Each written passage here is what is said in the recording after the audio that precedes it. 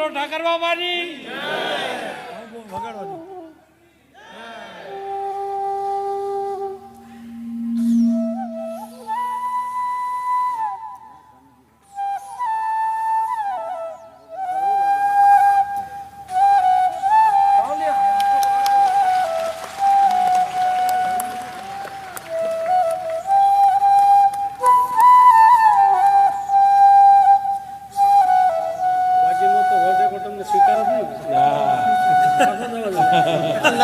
બાપાની છે ભાઈ, નગાલખા બાપાની છે, નગાલખા બાપાની.